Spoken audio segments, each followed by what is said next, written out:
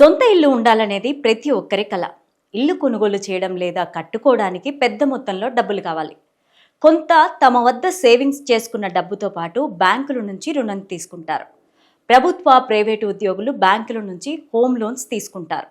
అయితే home loan తీసుకునే సమయంలో కొన్ని విషయాలు గుర్తు చేసుకోవాలని ఆర్థిక నిపుణులు సూచిస్తున్నారు. హోమ్ లోన్ ఇవ్వడానికి మీ శాలరీతో పాటు మీ వయస్సు, మీరు ఎంతకాలం ఇంకా ఉద్యోగం చేస్తారనే విషయాలను బ్యాంక్ అధికారులు పరిగణలోకి తీసుకుంటారు.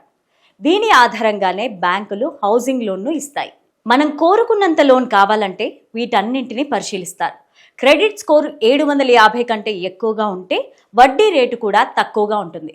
క్రెడిట్ స్కోర్ తక్కువగా ఉంటే కొన్ని హౌసింగ్ లోన్స్ కూడా రిజెక్ట్ అయ్యే ప్రమాదం ఉంది. లోన్ కోసం దరఖాస్తు చేయడానికి ముందే క్రెడిట్ స్కోర్ను పెంచుకోవాలి. హౌసింగ్ లోన్ ఎంత తీసుకోవాలి, నెలకు ఎంత పే చేయాలనే దానిపైన కూడా స్పష్టత ఉండాలి. వచ్చే ఆదాయంలో 40% మించి ఈఎంఐ పే చేయడానికి నిబంధనలు ఒప్పుకోవు. ఎక్కువ కాలం హౌసింగ్ లోన్ కాల వ్యవధి ఉంటే అంతే మొత్తంలో వడ్డీ భారం కూడా పడుతుంది. కొన్ని బ్యాంకులు కొంత డౌన్ పేమెంట్ కూడా వసూలు చేస్తూ ఉంటాయి.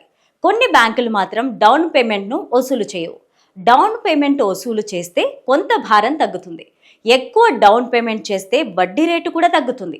ఇది రుణం తీసుకున్న వారికి కలిసి వస్తుంది. ప్రతి నెల వచ్చే ఆదాయం ఆధారంగా ఈఎంఐతో పాటు సేవింగ్స్, పెట్టుబడి పెట్టాలి.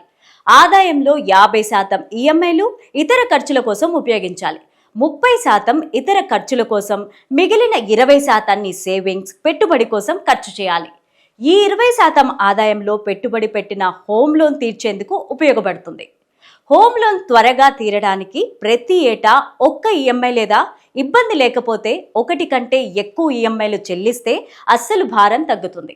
ప్రతి ఏటా ఈఎంఐలు ఆదాయాన్ని బట్టి 5 లేదా 10% పెంచుకునే వెసులుబాటు కూడా ఉంది.